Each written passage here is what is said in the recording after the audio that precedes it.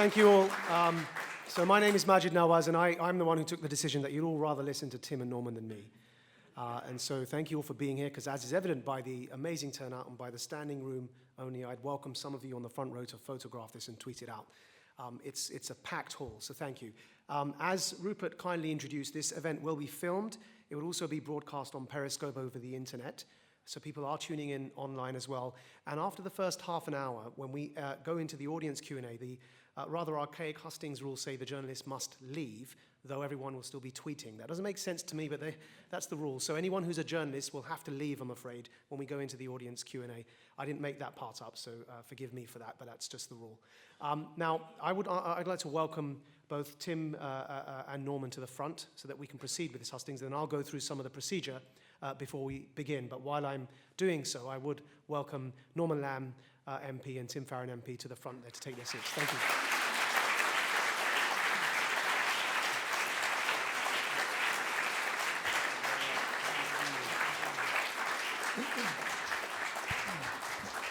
Okay, so is this working? Is this on?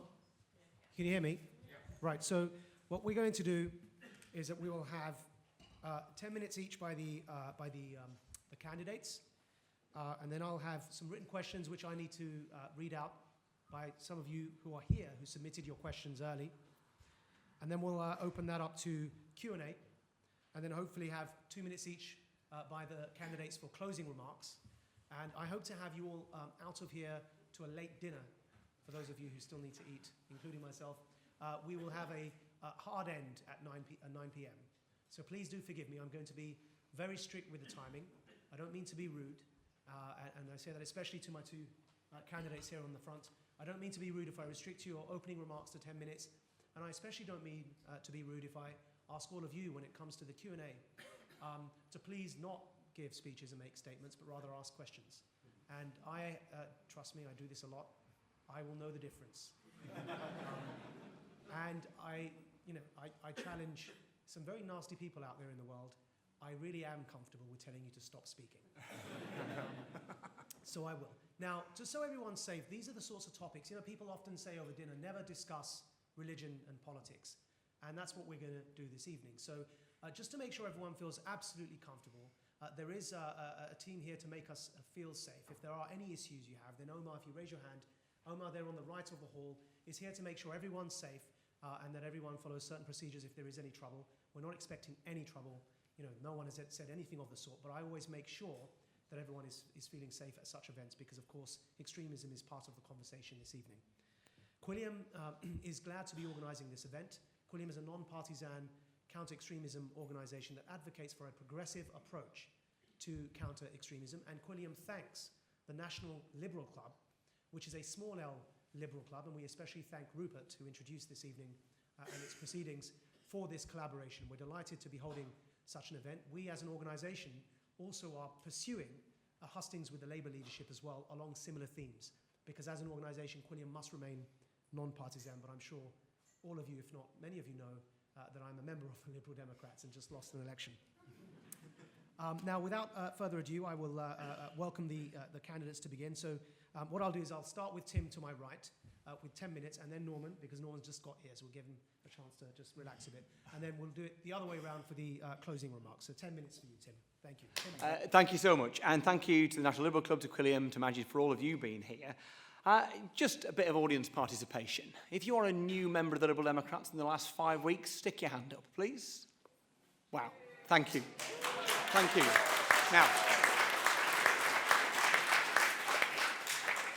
Now, you may have come to this event and to others to find out what you can do for the party, and don't worry, we will tell you. But I want you to know what a staggering difference you have already made to the Liberal Democrats.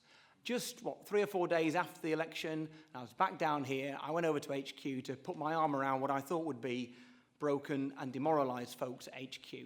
I found no broken and demoralised folks at HQ because of your membership of the party. The fact that we have that increase in membership, that sudden increase in membership, that inspired increase in membership, in many ways, by the way, I think triggered by Nick's outstanding and moving speech in the morning of the 8th of May, that has been a shot in the arm. I don't just mean in terms of resources, but in terms of our morale. So a massive, sincere thank you. And many of you have joined the Liberal Democrats because of your commitment to human rights, to civil liberties, to liberalism. People who, I'm going to put words into your mouth here, people who would have considered themselves liberals in their heart now realise this is serious and we need to become Liberal Democrats in practice. So thank you for doing that. You're the 18,000 who've joined without being asked. Just think how many tens of thousands more would join when we get out there and ask them. So I'll just talk a little bit about the headline issues in my opening remarks, and then I'll take questions on everything, as I'm sure we will get questions on just about everything.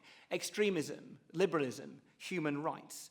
On a day when we are shocked and staggered as a society at the death of a 17-year-old lad from Dewsbury who took his own life, who was a suicide bomber in Iraq, we are bound to reflect on what extremism means for our society, what it means for our politics. And if we're just going to look at those three headline titles, human rights, liberalism, extremism, it is easy to surmise, as some will do, that the threat to human rights and liberalism is extremism. Well, of course, to a degree it is. But I'm going to put to you that an even greater threat to human rights and liberalism is wrong-headed and illiberal responses to extremism. And as we look forward into this Parliament, we see, as David Cameron has already given strong intent, that we will face the anti-extremism orders put forward by the Tories that we stopped. And we know that in a society where we have incitement to hatred and incitement to violence within law, we know there is no reason for anti-extremism orders, unless, of course, your reason for putting it forward is to divide communities, to play dog whistle politics, to try and win votes on the basis of demonising minorities. We see ahead of us also the potential of the Surveillance and Data Communications Bill, something that Nick Clegg proudly opposed and stopped in the last Parliament. And despite David Anderson's excellent report last week, where I am absolutely confident that Theresa May will ignore his sage advice and push through with what we refer to as the Snoopers Charter. If you are bothered about your freedom and your liberties, then of course we want to protect our security. But we all know that the motivation for the Surveillance and Data Communications Bill, the Snoopers Charter, is all about politics and trying to look tough and macho rather than deal with extremism and problems and threats to our liberty and our security. And then thirdly, of course, the Human Rights Act. Now, I remember about a year ago, Nicky Morgan, who is now the Conservative Secretary of State for Education, well, she said, didn't she, at the Tory party conference, that some people, you see, she said, some people find human rights, many of us find human rights very frustrating. And I just want to ask you, Nicky, which particular human rights do you find particularly frustrating?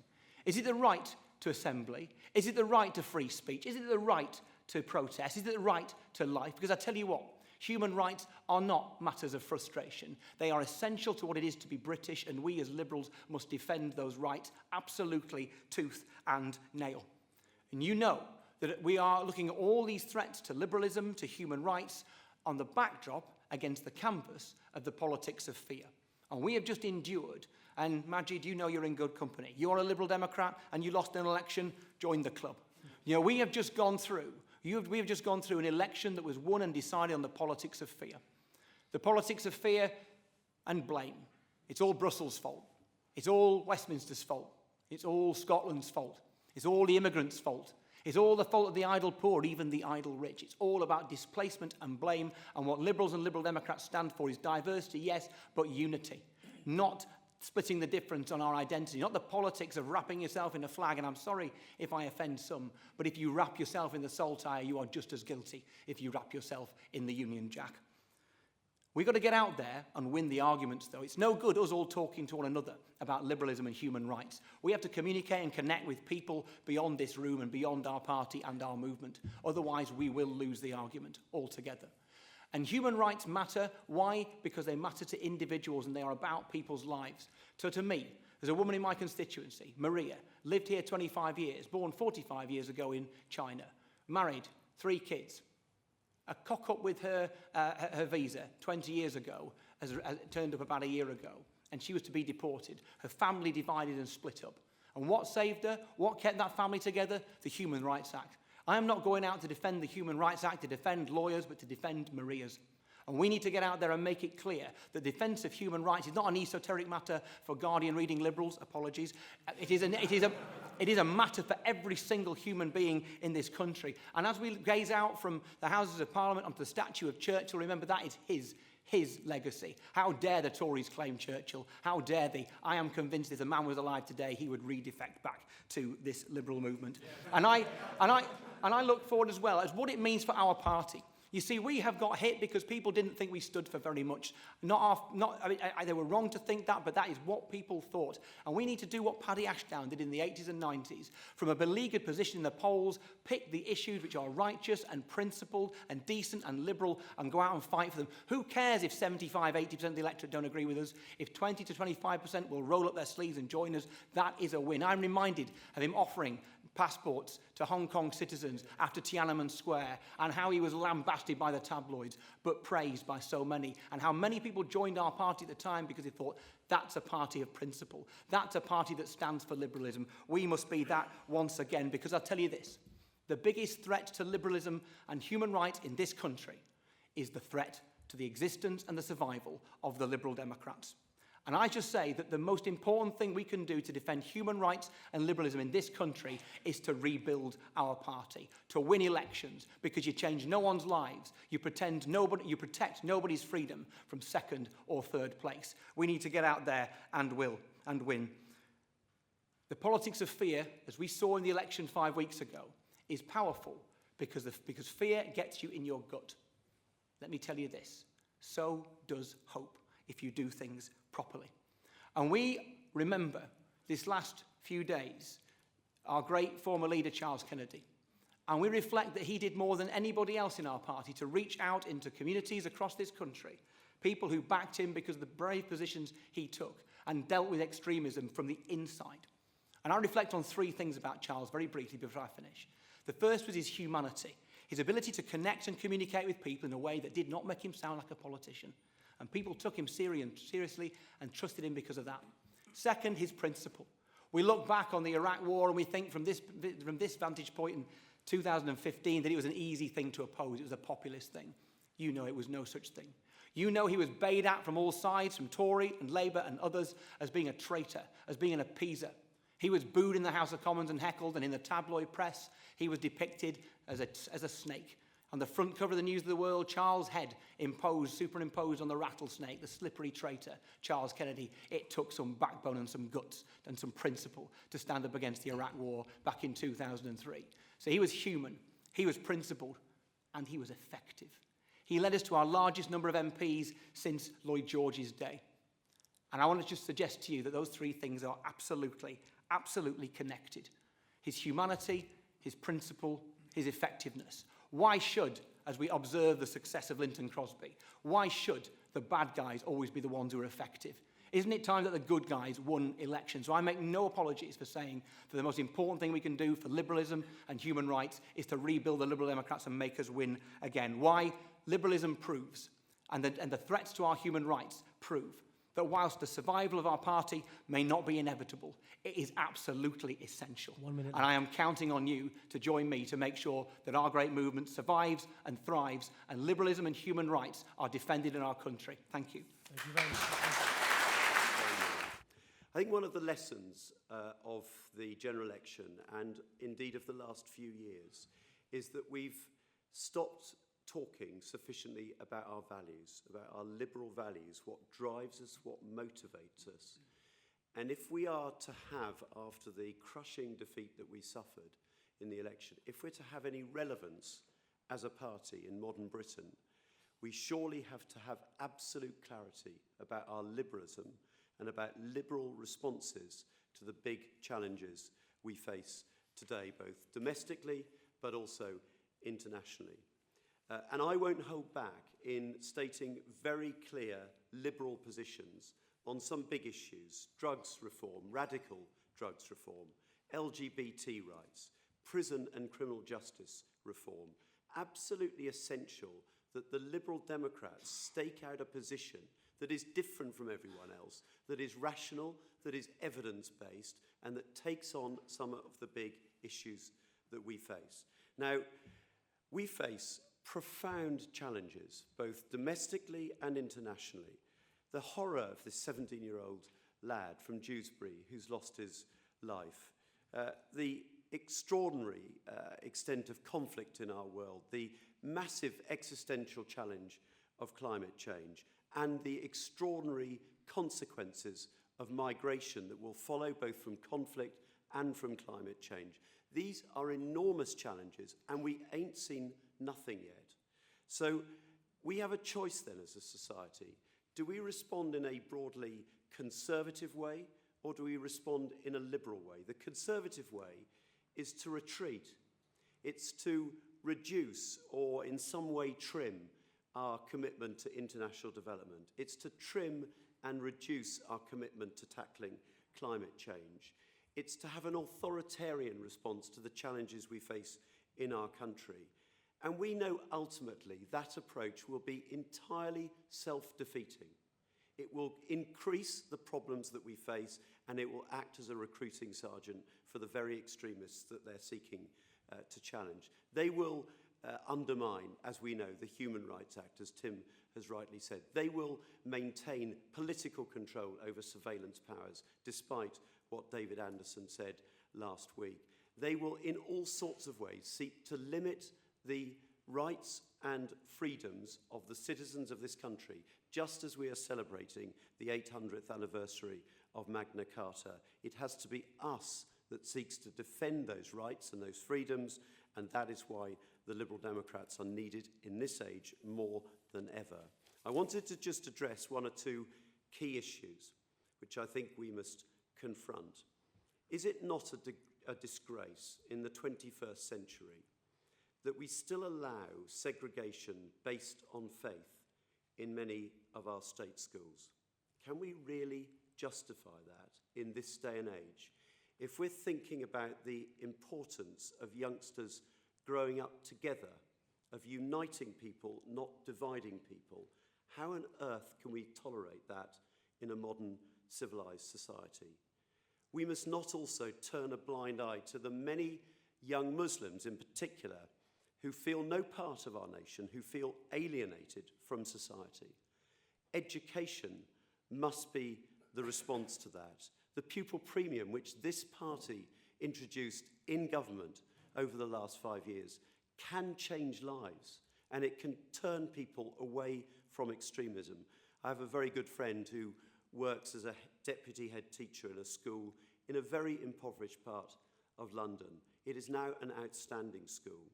They are using the pupil premium to give those kids life chances, to give them the opportunity to flourish and feel part of our society.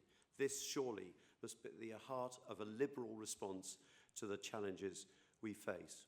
We have to confront the problem of extremism in our prisons.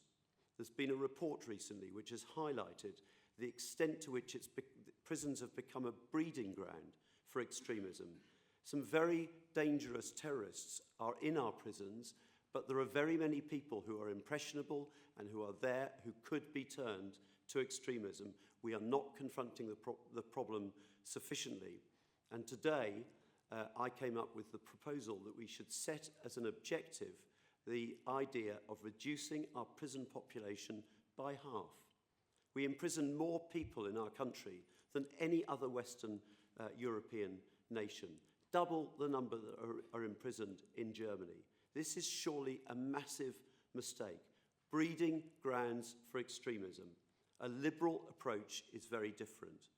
I don't think that Germany is a lawless society. How can they get by with imprisoning half the number of people that we imprison in our country? And then we must look overseas, and we must apply the same liberal principles to some of the big challenges we face.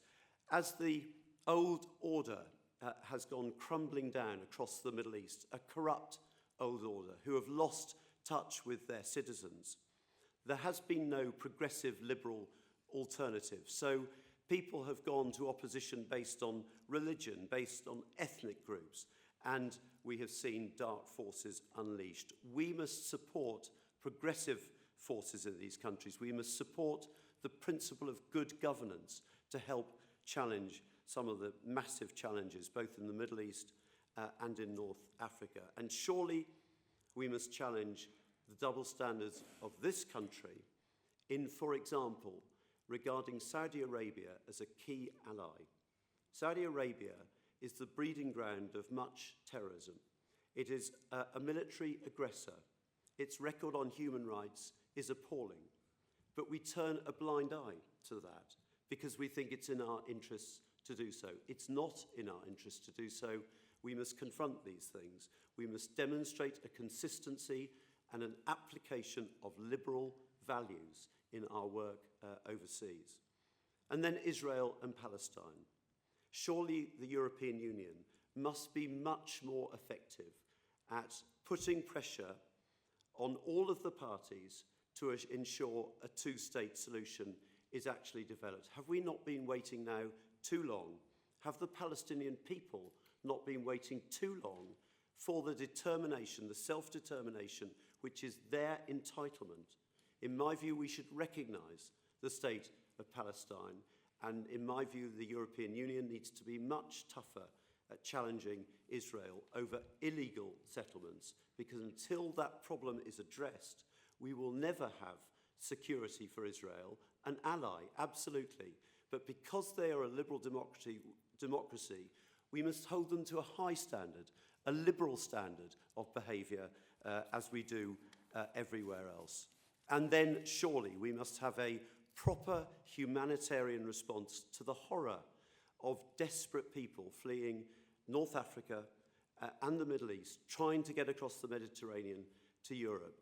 Surely this country must play its part in a humanitarian response.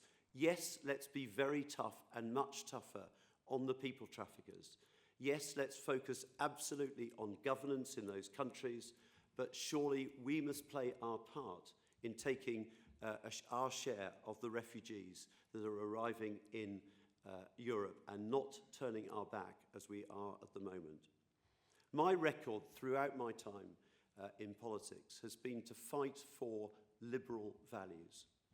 I took on the MOD before I became a Member of Parliament as a lawyer. 1 minute left. 5,000 women had been discharged from the armed forces for getting pregnant.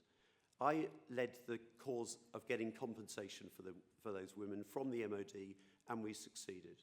I took on Tony Blair over the basis that the citizen should know who the Prime Minister and ministers meet with, who are influencing them. We took on a significant legal challenge, and we won it against Tony Blair, establishing the principle that we all have the right to know. And I took on BAE Systems and corruption in the sale of arms to the developing world. These are big liberal causes, and I have demonstrated that throughout my time in Parliament. So I believe with the record of action and with the absolute commitment to liberal values, together we can succeed in making the liberal case for a liberal response to the challenges we face, rather than going down the self-defeating road of increasing authoritarianism, which is bound to fail. Thank you very much indeed. Thank you. The theory behind this hustings is to keep it tight to those themes. If you have a question on economy or on fracking, I recommend that you wait till the next hustings, which I believe will be a general hustings, but this is specific to those themes. Now I'm going to kick it off because I have some, as I said, the written questions before me. And the first one I'd like to read out is from Haydar Muntadhar, who I believe is in the audience. How can we promote liberalism and adherence to human rights and progressive counter-extremism in our foreign policy? Take that as you want, whether it's related to the Middle East or it's general, however you feel or choose to interpret that question, and I'll let you choose who wishes to go first. Shall I go and then we'll just switch it around? Sure. Great. Shall I just stay here or do you want to stay go? here. Okay. Good work, it works. And obviously I think that our ability to be able to claim leadership on the international stage on issues to do with human rights depends very much on our ability to maintain commitment to them at home. And the notion that we would remove the Human Rights Act or challenge it in any way is clearly a sign to other organisations, other regimes overseas, that the UK aren't to be taken seriously on human rights. So our foreign policy is absolutely critical, but actually you get your own house in order first. And that's absolutely critical. We have no right, if you like, to go and lecture Israel, to talk about and to Assad and people like that, if we aren't capable of looking after our own commitment to human rights here, first of all. In terms of foreign policy, I mean, quite clearly, one of the major challenges facing us at the moment with ISIS is a consequence of a failure of foreign policy. And it's a failure of understanding of foreign policy, without going into vast amounts of detail. And I'm worried again that the failure to understand ISIS is going to cause even more problems. You have the US State Department saying only the other month that they were worried about ISIS and Al-Qaeda working together. Well, if you know anything, you know that those two outfits detest each other and consider the other to be infidel. So having intelligent, evidence-based foreign policy is the first thing. The second thing is working with our massive diplomatic corps across the globe and with others to make sure we do conflict prevention, to make sure you prevent persecutions before they happen, because that is a major trigger for appalling levels of migration across this globe. And in the end, if we are going to be, as Norman talked about earlier, if we're going to set an example, it's all about who we are friends with and who we do business with. Now, if we only talk to people who share our values, we are going to be very lonely. Very lonely. But that doesn't mean that we should engage in a completely irresponsible way with the likes of Saudi Arabia, who are clearly the source of funding for so much terrorism and extremism in the world and are guilty of appalling human rights abuses. So Robin Cook, who is probably my favourite Labour minister of recent years, talked about ethical foreign policy. I don't blame him for the fact the Labour Party failed singularly to do that. He resigned his post in the cabinet because of that failure. I would like the Liberal Democrats to grab ethical foreign policy and mean it. Thank you. Norman. I should have mentioned that the speakers have 2 minutes to answer. They can be shorter than that, but they will have a maximum of 2 minutes. Well, first of all, I very much agree. How on earth can we lecture or have any moral authority in challenging Putin over his appalling record of treatment of gay and lesbian people in Russia, for example, if we ourselves remove the Human Rights Act? We lose entirely our moral authority, and we must not do that. But I think overall it must be a consistent application of liberal principles, of liberal values in all that we do in foreign policy. I mentioned Saudi Arabia, I mentioned Israel-Palestine. Also, in helping the developing world to develop clean energy, for example. It's going to be completely critical for ensuring that the developing world can prosper and does not contribute massively to global warming if we are to ensure that they can develop clean, renewable energy rather than relying on the old, dirty energy that the developed world has relied on up until now. So a completely clear and consistent application of those liberal standards and principles, and if we are to do that, then we might have the moral authority to be listened to internationally rather than ignored, which is the risk that we face if we don't have that consistency. The final thing I would say is take the example of Libya, where we did the easy thing of bombing from the sky and then did nothing to help build the peace, and we must learn from that sort of example. That is absolutely the wrong thing to do. Thank you. Next question is from Amarjit Barma. It's a topic which is particularly dear to my heart, and it's, well, I'll just read it. With most of the ethnic minority votes going to the Conservatives and Labour at the general election, how can you connect with this diversified sector of the population? Can't hear you. Shall I repeat that question? Thank you. That actually was louder than how I'm speaking. So. Is there are the mics working? Right, let's start again. Thank you for that warning. The question was from Amarjit Barma. With most of the ethnic minority votes going to the Conservatives and Labour at the general election, how can you connect with this diversified sector of the population? I'll ask Norman to go first. Well, not by having a parliamentary party which is 8 white, middle-class, middle-aged men. I mean, that's the starting point. You mean that's the Lib Dems? It is the Lib Dems, absolutely. And I think we have to confront completely our failure here as a party. And it's quite a shocking failure, actually. And there is, in a sense, a cultural problem in our party, which has meant that it proved too difficult for people from minority ethnic backgrounds to prosper and succeed in our party. And we can't tolerate that. And we can't just say, laissez-faire, every person has the chance to succeed. We have to recognise that there are entrenched disadvantages for people in our party. So for me, there needs to be root and branch reform of the way that our party operates, and we need to make sure that we apply the liberal values that we espouse for the rest of society to the way that we run our party. And that means applying the principles of diversity so that everyone has the chance to make it good, to achieve things in our party and to achieve representative office. And until we look like modern Britain, those communities that predominantly voted Labour and Conservative will never come and vote for us. So we have to confront our failings as a matter of urgent priority and rebuild on the basis that everyone has the chance to succeed in our party. Can I just ask what you think of positive discrimination measures for representation? Well, my positive discrimination measures, my view is that either in society or in an organisation, if there is entrenched disadvantage, then simply to say that each person should have the chance to succeed, but not to do anything to give a leg up to those people who suffer the entrenched disadvantage, then that's not ultimately a liberal response. So I think there is no inconsistency between a basic belief in liberalism and a belief in every person being treated equally, and recognising that at some stages in our history, there needs to be special action taken to ensure that some people who are disadvantaged by culture have the chance to succeed. And so I would be prepared to support that. Thank you. Tim, and the same extra question. Well, I'll start, yeah. I mean, those of you who are new members have not had the joys of going to many conferences over the years where we have discussed what we refer to bluntly as positive action, positive discrimination. And, you know, as a liberal, you kind of tend, I suppose, to think that one shouldn't rig selections, shouldn't ring-fence selections, shouldn't have exclusive selections.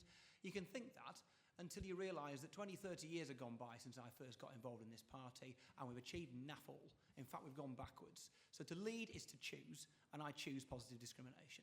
I choose positive action. Obviously, I have to persuade the party to come with me in terms of how we affect the balance on party committees, in terms of party selections. I can't just make it so. It's up to you as members to make sure that that happens in the right way. But we should have 50-50 balance when it comes to gender at the next general election, and we should have a minimum of 10% BAME in our candidates in winnable seats the next general election also. But to lead is to choose. You can do some things, actually, as leader immediately. Because I think the cultural problem comes from the top down, much more than the other way around.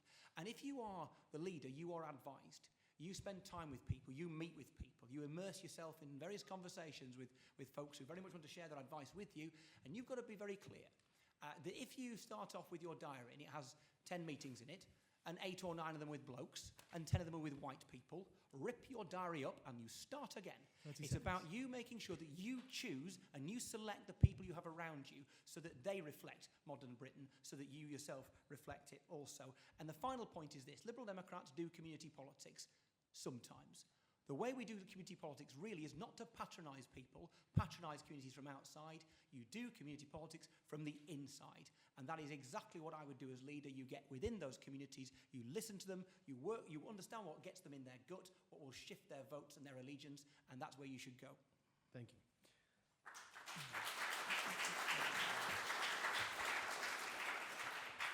So we have a question here from Josh Chung, and this is linked to some of the proposals that have come out of the Home Office in dealing with extremism. It seems to me that if we are to be effective in countering extremism, we need to establish a difference between legal tolerance and civic intolerance. This would help to get over the problems that non-violent extremists pose us, as we can challenge bad ideas rather than ban them, while simultaneously understanding that we need not, indeed must not, fund extremists from the public purse. Do both candidates agree? Well, Josh, that's a great summing up in my mind of a liberal approach to these things. The great folly, I think, of New Labour, and a great danger, actually, that was perpetuated by New Labour is that they took the word tolerance and they totally abused it to make it feel that tolerance is all about everybody assimilating and agreeing with each other. That is not a liberal concept of tolerance. I do not tolerate Nick Clegg because I agree with Nick. I tolerate Nigel Farage. I tolerate people I disagree with. And I absolutely demand the right in any community to be able to disagree with people in sometimes quite a forceful way. So the anti-extremism orders touted by Theresa May and David Cameron are done entirely for political, electoral purposes, to stir up division and mistrust within and between communities, and we should condemn them for that. But that does not mean that it is not right for people within communities to be able to express different views, and indeed to say very clearly to those young people who may be in danger of being radicalised, to understand what ISIS is actually all about. Do you realise that 97% of those people killed, murdered by ISIS are Muslims? And if you sign up to ISIS, you go over and fight for ISIS, you are signing up to murder Muslims. Understand the political attraction of ISIS. It is a religious and theological fundamentalist outfit at its core, and it wants to purge those around them who do not sign up to that extreme view.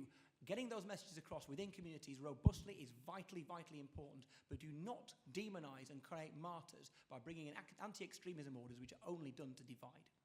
Thank you.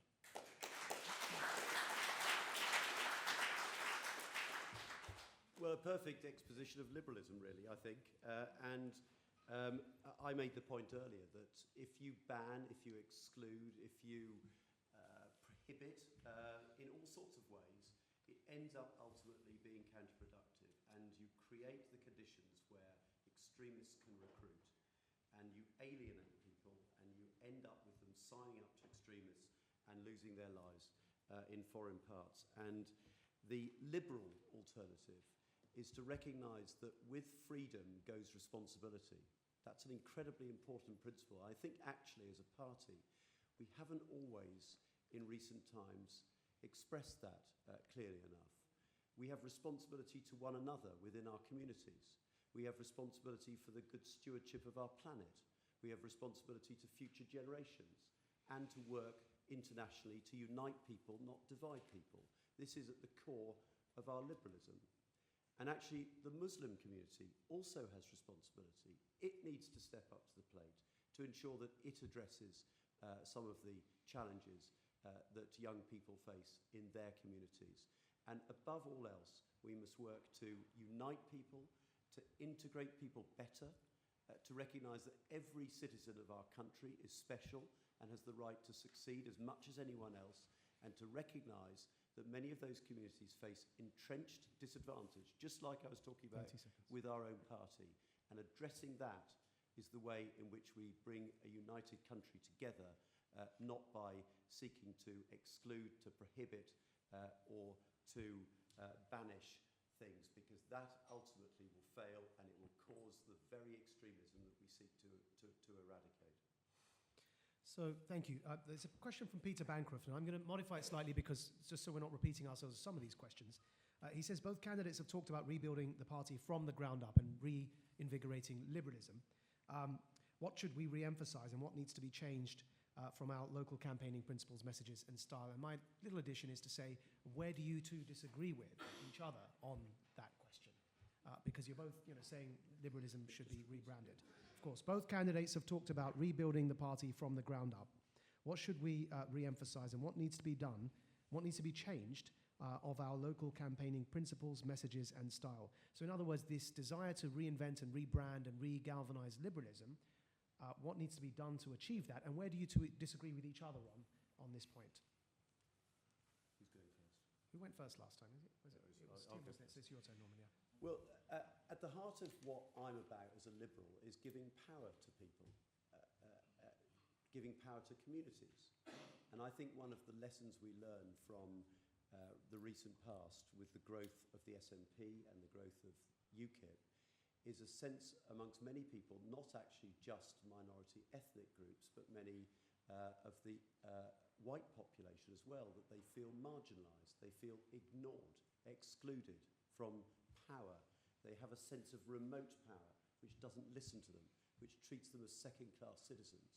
Now, one solution to that, in some people's minds, is to divide, which is what those nationalists and UKIP advocates argue for, and to, in a sense, exploit that sense of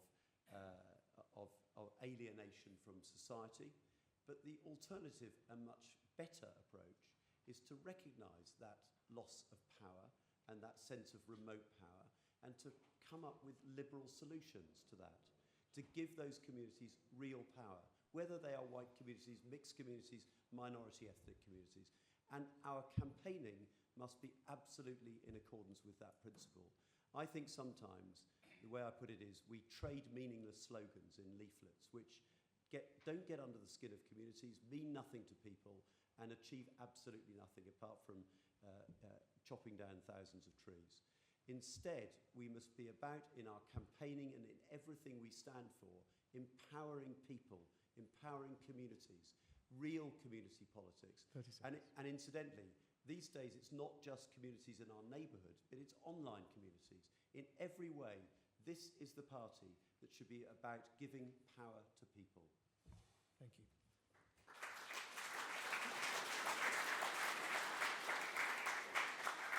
Tim, and do note the areas of disagreement if there are any as well. Okay, well, given Norman's gone first, then we could perhaps reflect on some, but I'd be staggered if there are any. I apologise for giving you a boring reply to that bit. Look, there's no future for our party if our rebuild isn't from the grassroots up.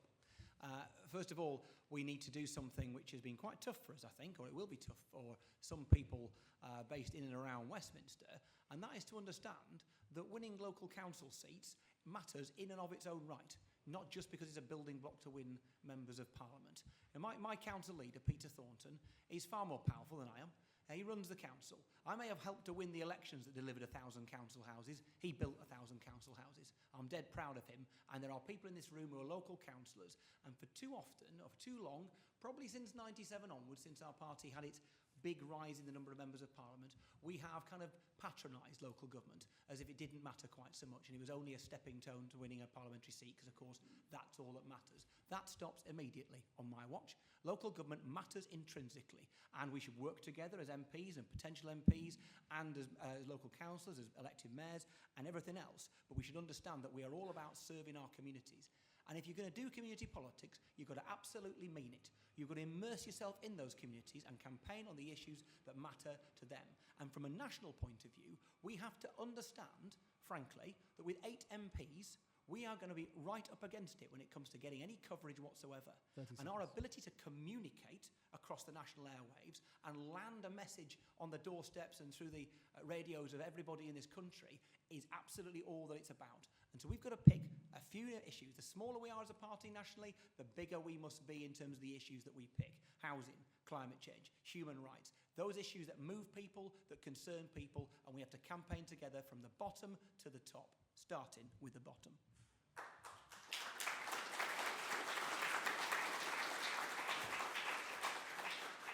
I'm going to go to the last 2 questions before I open it up to the floor. I invite any journalist present to make your... You should have left earlier, actually, so if there are journalists present, do make your way up. So there's a question here from Alam Bukhari about free speech on campus.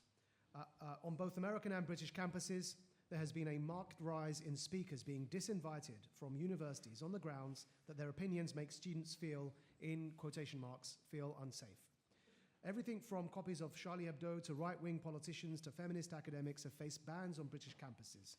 Are the candidates worried by this trend, and do they believe that university should first and foremost be about the exchange of free ideas, even dangerous ideas? Yes. Tim? Oh, Yeah. Tim. All right, all right, Tim. Yeah, sure. I mean, that's the short answer, isn't it? And I think obviously we need to be aware of the fact that people need to feel safe and secure. This relates to safe spaces as well. Absolutely, in any environment they're in. And John Stuart Mill's perfect exposition of liberalism is about the fact that we have freedom to do whatever we wish until the point it impinges and damages somebody else's freedom, at which point you've got to make a judgment. So I understand why vice-chancellors and others will want to make a judgment sometimes. But in my early days in politics, when I was a student at Newcastle University, we regularly faced the threat from authoritarian groups, mostly in the Labour Party, wanting to no platform or prevent from speaking people they felt had views that were beyond the pale, whatever that might be. And as liberals, we believe, first of all, in the efficacy of freedom of speech. In other words, if you let people who are wrong speak and be debated against, they will lose. Secondly, it's just morally right that we stand by people's right to speak. And the tragedy of Charlie Hebdo, you know, je ne suis pas Charlie. I am not somebody who actually allies myself with much that was in that magazine. Okay, there was lots of intolerant, unpleasant, hateful stuff in that magazine. But I defend absolutely their right to write and draw what they want. Never mind the unspeakable act of violence that was issued against them, but their mere ability to be able to express themselves. And in a free society, we need to understand, it's my point earlier on, understand tolerance. Tolerance is not about agreeing with one another. Tolerance is about fighting very hard to defend the rights of people you do not agree with. 30 seconds. And that is what we need to look at on our campuses as well. We must promote freedom of speech. We must promote safety. But if liberals cannot stand up for the right of sometimes unpleasant groups to share their views on campus, then who the heck will? Thank you.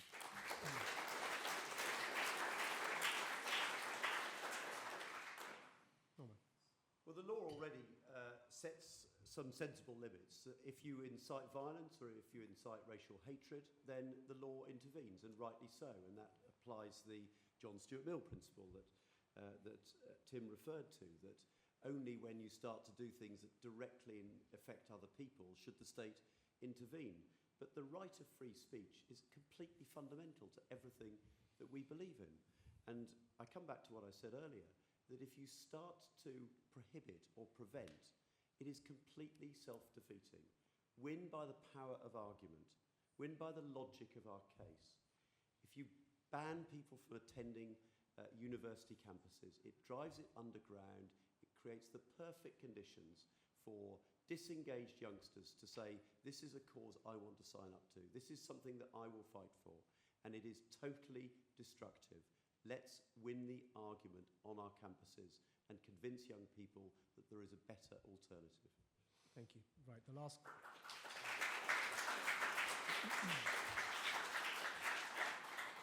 I take prerogative to ask the last question, and I hope you understand when I do, because it's a matter not just close to my heart, but it's of pressing urgency.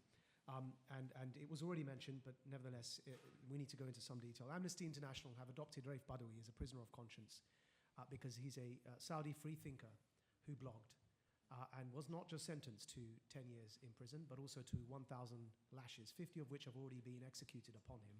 And recently the sentence in Saudi Arabia was reconfirmed, and so he's lost his final appeal.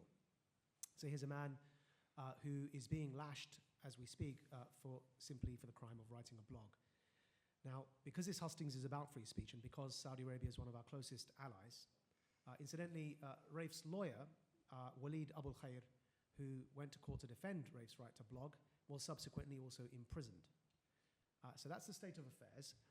My question to the candidates is, do you support Amnesty's campaign to have Raif released? Would you offer him political asylum on your watch? And what practically would you do as policy to have Saudi Arabia change some of its track record on punishing people for writing blogs? Well, that is your territory. We absolutely must stand shoulder to shoulder with this man, Raif. It is an outrage. This is an ally of this country that is perpetuating this outrageous behaviour. I think it's Sweden that is the only European country that has an arms sanction regime against Saudi Arabia. We should go down that course. We should give him political asylum, and we should, as I said earlier, be consistent about the application of our liberal values. How on earth can we maintain Saudi Arabia as a close ally when they behave like this? We have to surely make a moral stand.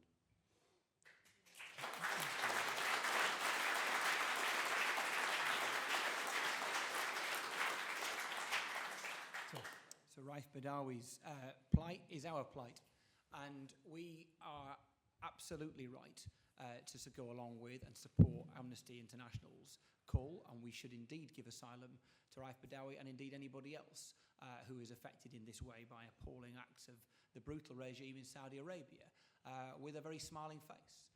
with an involvement in our football teams and in our society, and owning vast amounts of land and property in this city, encouraged, I should say, by the current Mayor Boris Johnson.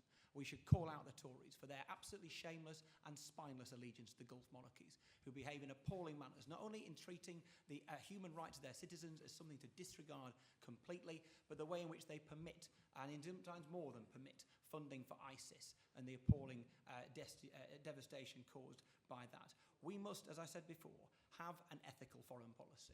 We must not allow our dependency or our belief that somehow the economic efficacy of decisions somehow trumps the moral rectitude of them.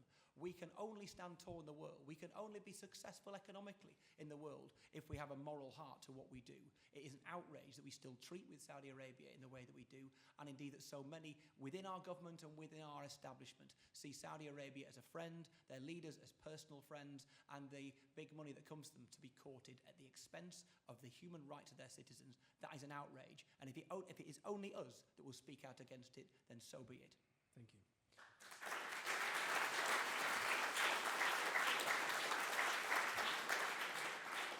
Remember also, it was Tony Blair who blocked the al-Yamami criminal investigation into BAE Systems in Saudi Arabia, and that in itself was an outrage as well. Okay, so I'll open this up now to the floor. Let's remind everyone that the themes that we're discussing here this evening are liberalism, free speech, extremism, the ECHR, the Snoopers Charter, foreign policy as it relates to the Greater Middle East, and some themes that touch on extremism as well. So if your questions are on those topics, I have actually excluded one written question because it was 3 paragraphs long. So what I'm going to do is I'm going to ask you, please, keep your questions to 30 seconds. I will time them as I've been timing the speakers, and they must be a question. And when I pick you, please do mention your name and your position, your title, your affiliation, for want of a better term, so that we know who is speaking and what, if anything, what perspective they're coming from. Right, we'll start with a lady to my right there, please. Thank you very much. My name's Sarah Smith. I was the recent parliamentary candidate for Dover. And this is my question. I believe that the best way to counter a politics of fear is not to make us frightened of the politics of fear, but to offer a vision of hope, and particularly to young people in this country who I fear are suffering intergenerational unfairness, which is unacceptable because they don't have a strong political voice. So how would you paint a vision of a hopeful future for those young people, inspire them to get involved in politics, inspire them to join this party, but with a vision that's of hope, not making them frightened of the politics of fear?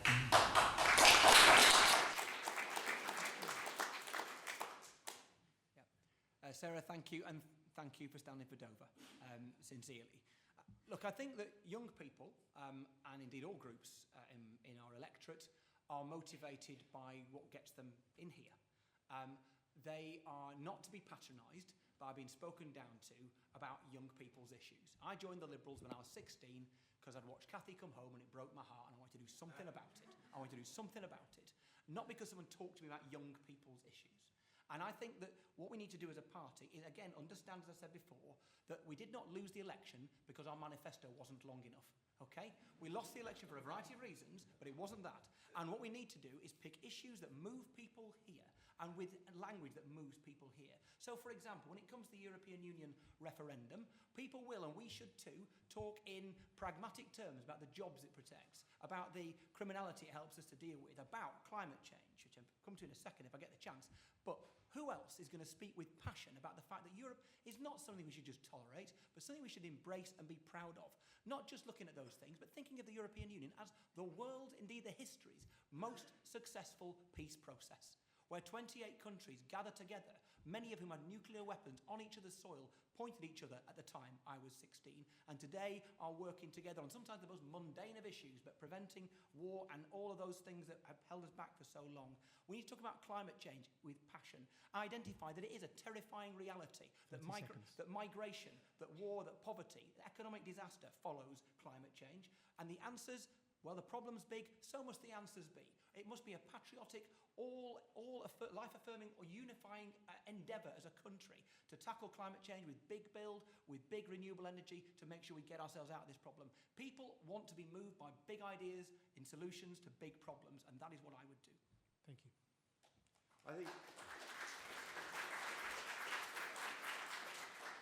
I think the exciting thing in many ways is that this is a liberal age in very many respects, and young people share our liberal values instinctively. They're open-minded, they're internationalist, they're diverse, and I regard us rather as a startup which has an enormous market out there ready to buy our product.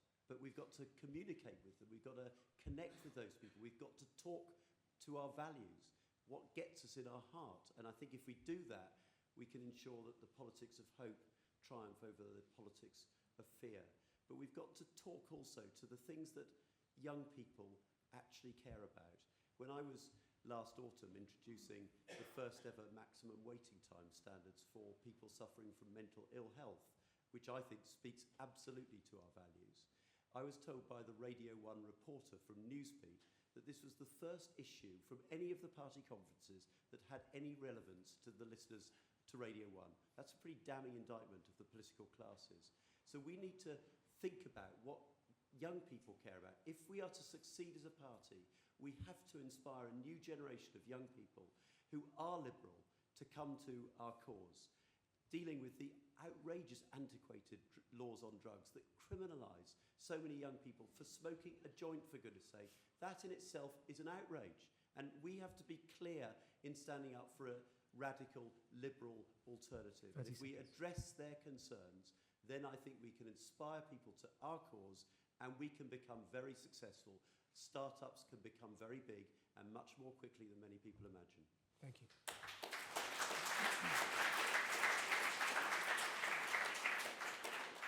Right, I will take the gentleman at the back there on the left. Please introduce yourself and your affiliation. Councillor David Rafferty from Kilburn district. Please raise your voice. I'm a parish councillor. I'm one of your white middle-aged men. Join the club.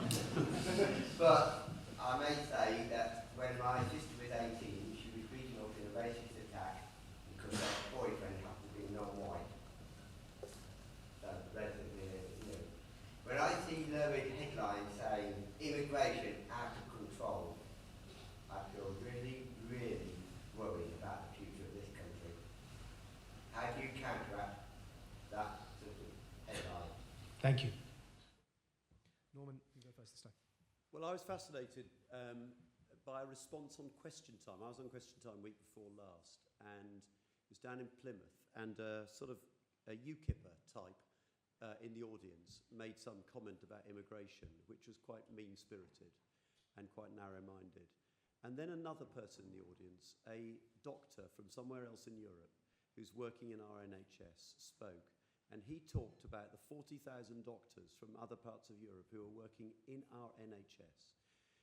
And he got a thunderous round of applause because he made the positive case for why so many people benefit our country who come here. And I think you can win people round, but we have to confront this assumption that is always made in the public debate that immigration is a problem, not an opportunity for our country. But people who come to our country enrich our culture, they strengthen our economy, and the NHS and the care service would completely collapse without those workers. We had a lodger who lived with us for a while. She was from Poland. She works with people with learning disability in this country. And I thought to myself when I saw that poster last year, UKIP poster, which said there are 26 million Europeans. Whose job are they after? Yours. I just thought to myself, what must she feel as she walks home at the end of a tough day's work, working with people in our country with learning disability, and she sees a poster like that? That's unwelcome, and it treats people with contempt. We need to make the case very clearly and very strongly for the positive benefits of people coming to our country. And I think if we do that, then you can win people round. Thank you.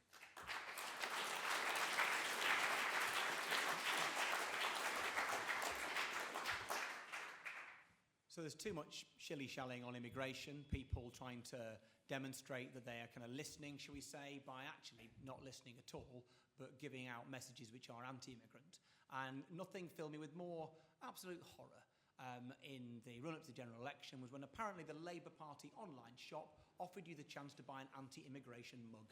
The kind of definition of banality and illiberalism in a single swipe costs you $4.99 apparently. And the point is, somebody has got to have the backbone to say, as it is, that immigration in this country is a blessing and not a curse. And if we don't say that, nobody else will do so. We have to call out those people who use erroneous statistics. You realise there are something like 2.8 million people in the United Kingdom who are non-UK EU citizens. And all the UKIPers get absolutely frustrated and appalled by this. And there are 2.7 million British people living elsewhere in the EU. There are 10,000 Brits on the dole in Germany as we speak. There are hundreds of thousands of, should we say, older British people in Andalusia saving the NHS a flipping fortune. And we need to be absolutely robust in defending migration and what it means to this country. You think we are sat here on a relatively small island which contains 1/4 of the world's top 20 universities. You want to know why? Because we have sensible migration policies that we have fought hard to protect. If you want to damage our country, you want to damage our standing internationally, you want to damage us as a decent, tolerant, inclusive place, then you take the Tory, Labour, narrow, populist line on immigration. Nobody else will stand out as we will. There is no room for nuance on this. We want to be clear on this. We value immigrants. We value migration. We believe in it passionately. It's part of what makes Britain great. Thank you.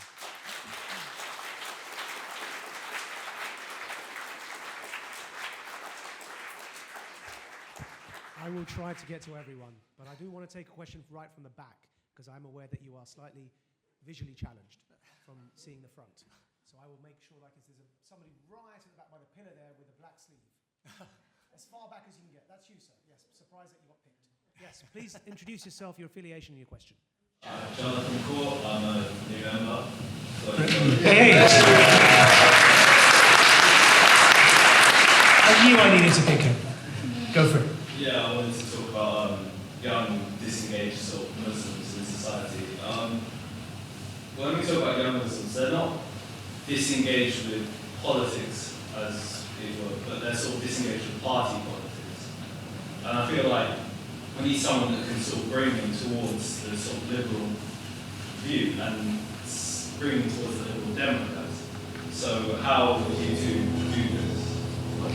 Thank you. Clearly, he's not talking about me being young. I've got grey hair, so. Yeah. Well, my go. I mean, first of all, I think the point is really, really important.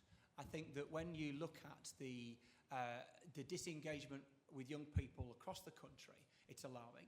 But it's particularly alarming when it's specific communities, especially disengaged. And a lot of it is, again, down to how politicians speak to communities and whether or not they take the time to get involved in them. Now, my community in Westmoreland, we're two little stats for you. First of all, we're the only place in Britain where the Liberal Democrats got a majority of the vote. We're also the only place in Britain where the majority of people aged 18 to 24 voted at all. I'm going to suggest they are connected. But even if they're not, the reality is if you get yourself immersed in communities, you're much more likely to speak with them on the issues that they're concerned about. You look at Galloway, you can't deny the fact that when he went to that by-election in Bradford West 3 years ago, he connected with people, he spoke to people. Yes, he let them down by hardly visiting Bradford after he got elected, which is why he got heavily defeated. But you have to take the time to listen to people and capture a mood. Now, perhaps without meaning it, Charles Kennedy, Matthew Taylor who's there, and the rest of us back in 2003 captured the mood amongst many young Muslim people in this country because we took the right side of a debate on the illegal Iraq war. We need to be aware that politics shifts on the basis of mood and gut feeling, just as it did in the election just gone. And you need to understand communities, spend long time alongside them and with them and in them in a non-patronising way, and pick issues they care about before you will be able to do just that.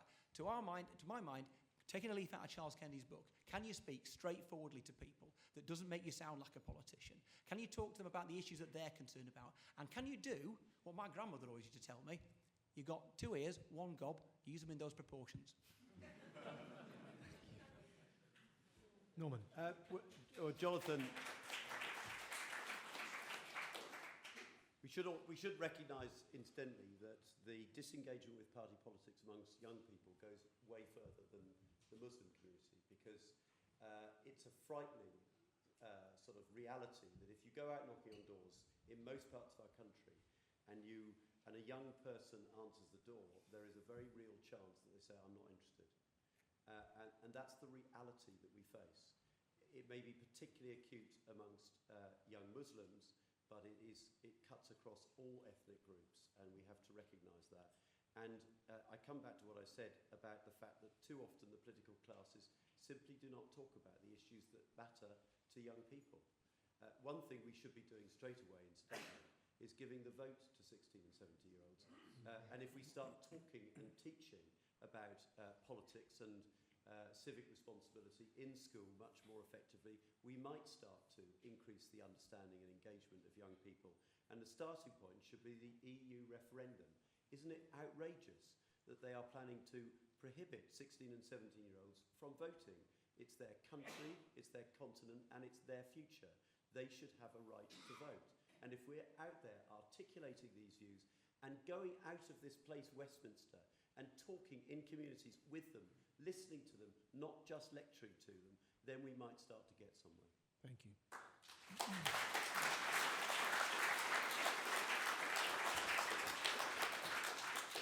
Right, so we have maximum 20 minutes left. What I'm going to do is take a couple of questions, but keep the answers to 2 minutes each, but take more than one question.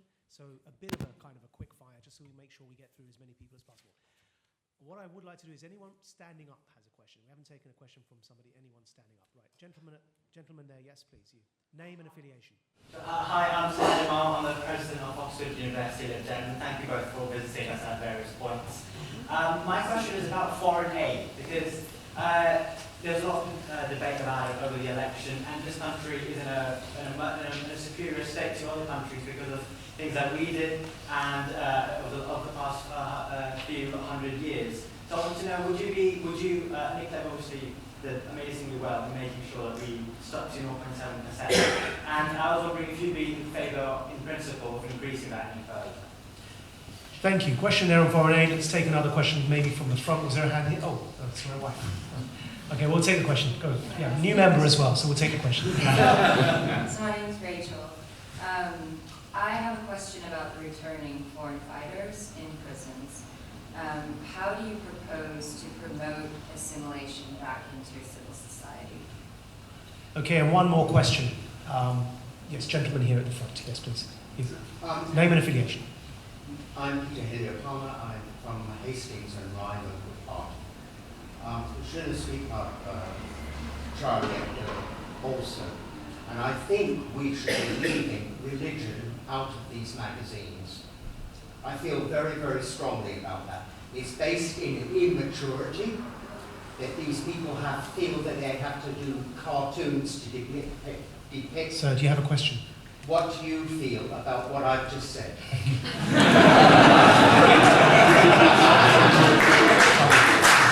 Okay, 2 minutes each. It's Norman's turn to go first, please. Well, first of all, on foreign aid. So first of all, we should be very proud of what we've achieved so far in this country, and we played a part in that last government, leading the way to make the case for the 0.7%, and we should absolutely defend it. I think the next thing we need to do is to ensure that the money is spent effectively. We do have to make sure that we keep and take people with us on this. So if I go to an audience, speak to an audience of people in many parts of the country, there is quite often a resistance to the idea of foreign aid. So we have to make the case for it, and we have to be able to demonstrate to people that the money is being used effectively.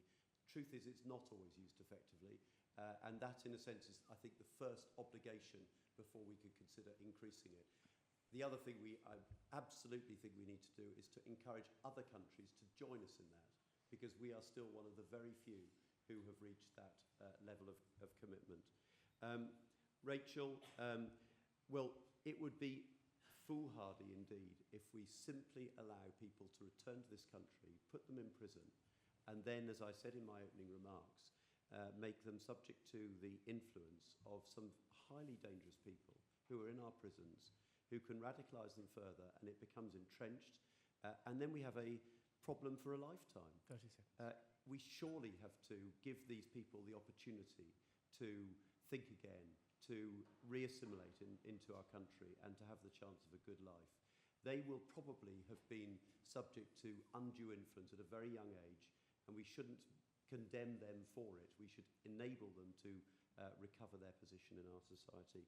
And then, Peter, well, the freedom is to do so, but I mentioned, but I mentioned the point earlier. With freedom goes responsibility. That's the point, I think. Thank you, Tim.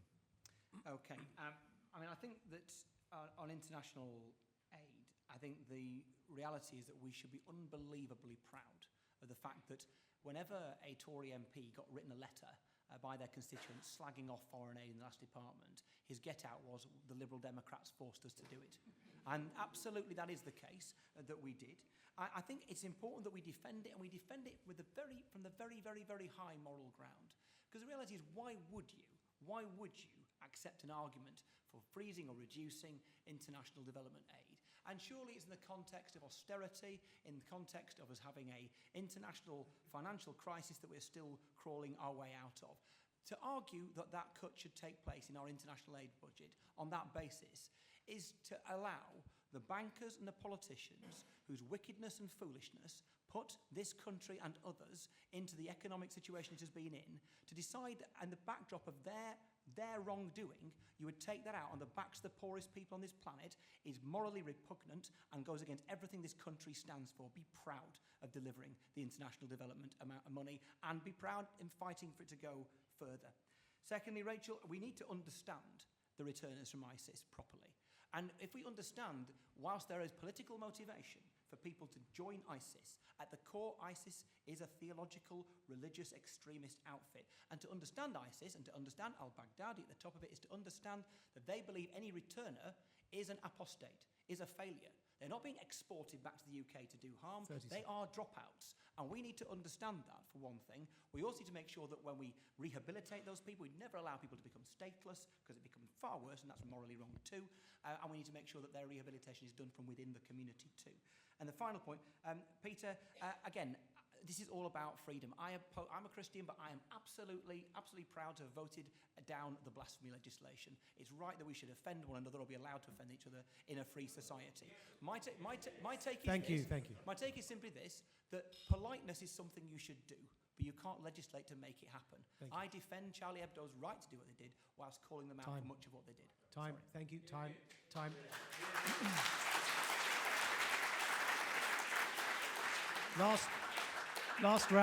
Last round of quick fire questions before we come to an end. Anyone who is seeking to leave, maybe a good time to do it early, but we're going to take 3 more quick fire questions. Right. There's a lady there with the sorry, sir. There's a lady there with the multicolored shirt. If you stand and introduce yourself, please, and your affiliation. Thank you. I'm Penelope Newsom from Oxford, and I'm a new member.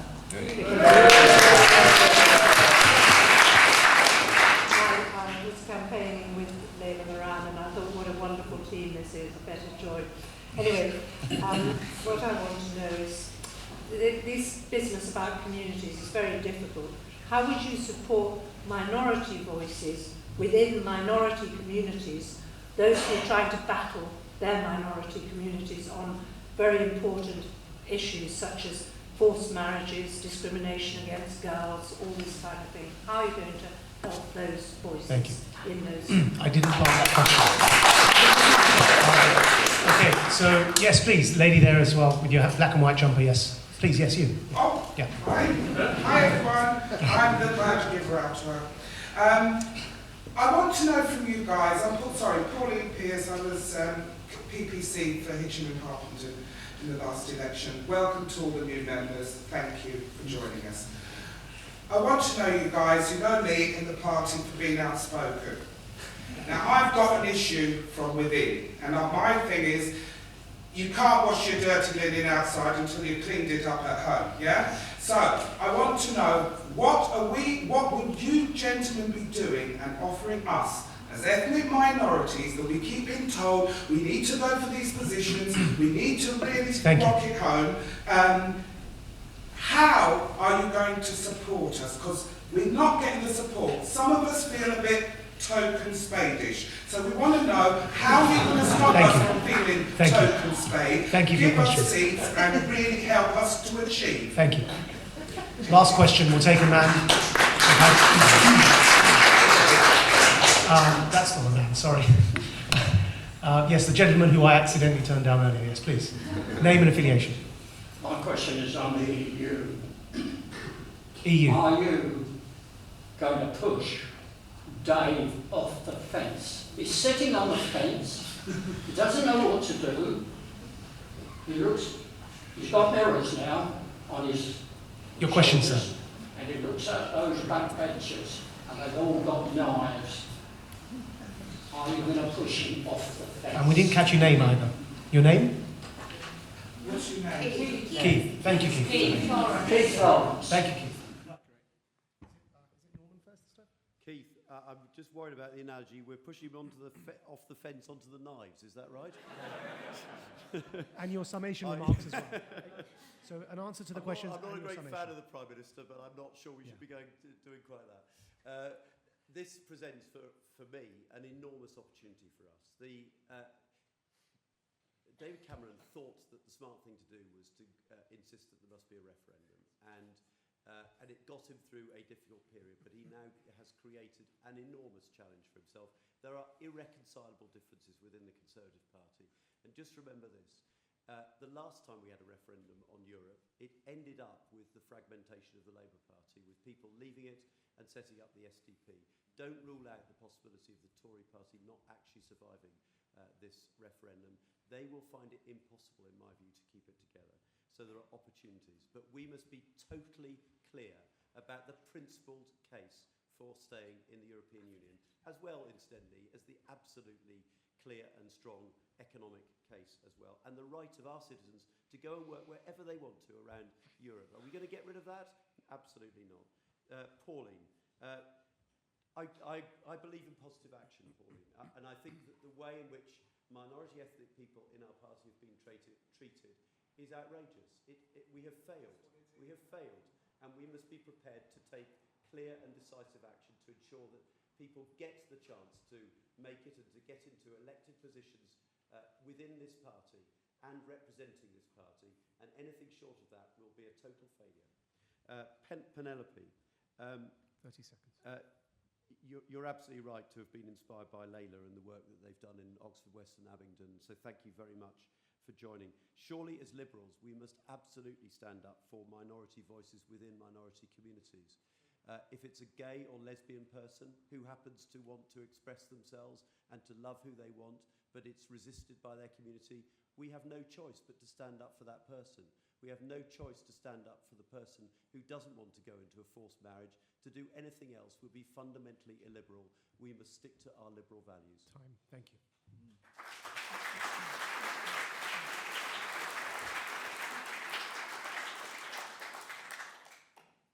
Okay, I mean, Penelope, again, thank you for helping Layla and the team there. I know they're massively grateful, and I am too. It's a really good point, because, again, since we're in the National Liberal Club, let's keep talking about John Stuart Mill. He once spoke about the tyranny of opinion. In other words, the stuff that you're not allowed to really think. It's not legislated against, you're just not allowed to think it. It's that kind of illiberalism which I think can pervade many communities. Doesn't matter what the ethnic makeup of those communities may be, and can lead to people being isolated and effectively discriminated against, whatever the law says. We need to understand how these things happen. We need to get alongside those groups, and we need to champion in a very loud and vocal way the campaign against female genital mutilation, for example, to make sure that people who are LGBT+, whatever their background and community, are protected and defended and given their space. That we also ensure, for instance, that forced marriages are something which are brought out into the open, and that people who wish to not engage with them, or arrange marriages, are allowed to be able to be protected. That we should be muscular in protecting the freedoms of minorities within minorities. Hugely important, because if we won't take their side, nobody else will. I just want to say also, Pauline, I mean, it is an outrage. I think I'm right in saying that it is over 100 years since a non-white Liberal Democrat MP was elected at a general election. And that is an absolute outrage. I think that was Dada by Nauroji. And we need to be aware of the fact that as a party, we do not look like the country we represent. And to my mind, how do you deal with these things? You don't patronise, you include. And I said earlier on in the answer about the diversity question before, what we really, really need to do is make sure the leader chooses to include at every level. And finally, yeah, great opportunity whatever we push Dave on the fence onto, the reality is the Tory party is in a deeply dangerous position at the moment. And we need to offer a home for sensible Liberal Tories in the same way that the Liberals provided a safe berth for those people who ended up leaving and joining the SDP in 1981. This could be a very, very bad 5 years to be in power for the Tories. Thank you. Now, I invite each of the speakers to present their summation remarks for 1 minute each. Tim went first, so I'll ask Norman to go first this time. Before I do, I would like to thank the National Liberal Club for offering such a beautiful room for such a beautiful and wonderful debate. I would also like to thank in particular Jonathan Russell, who many of you are as VP to, for helping us pull this event together and making the evening a success. Finally, I would ask you to consider supporting Qwilliam as an organisation which relies on your support to survive. And I'll take this opportunity to invite both candidates to our annual summer ball, which is a fundraiser for the organisation. Now, Norman, you have 1 minute for your summary remarks. Well, I think we've discussed this evening the enormous challenges that we face, both in this country and as a world. And for me, the importance of the Liberal Democrats as providing a strong Liberal voice in our country is more needed now than ever. And for me, although there is a reaction against some of the Liberal trends that have come in our country, this is fundamentally a Liberal age. And there are so many people out there who share our values. But we have to come up with the Liberal solutions to the big challenges we face. That's why I want us to become an intellectual powerhouse again. Following on from what Joe Grimond did back in the 60s, we need to again lead the charge, win the battle of ideas. 10 seconds. And I think if we do that, we can inspire a new generation of young people to rally to our cause, and we can succeed and become very successful again. Thank you very much indeed. Thank you.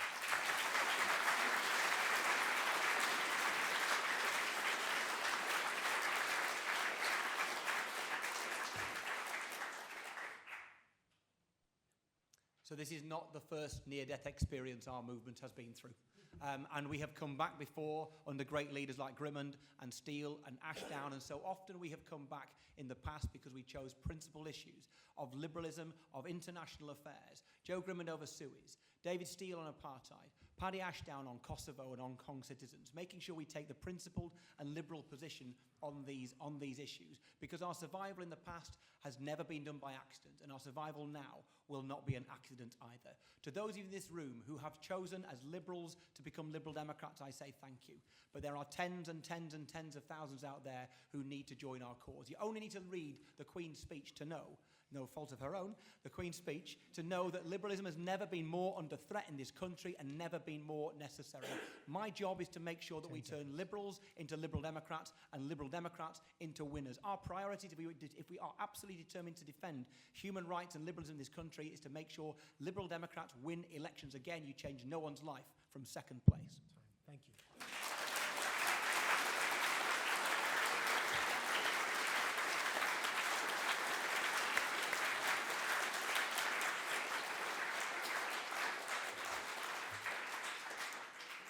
I thank both candidates for the time they spent this evening clarifying questions of pressing importance for us all here. And I thank them for the future hustings you're about to commit to and engage in as well. I wish you both the best of luck, whichever way we end up choosing to go forward as a party. And first and foremost, and most importantly, in fact, I'd like to thank all of you for spending an evening of your time to consider liberalism and its importance and relevance, and in particular to this theme going forward. So thank you all for attending this evening. I hope you've enjoyed it. Thank you.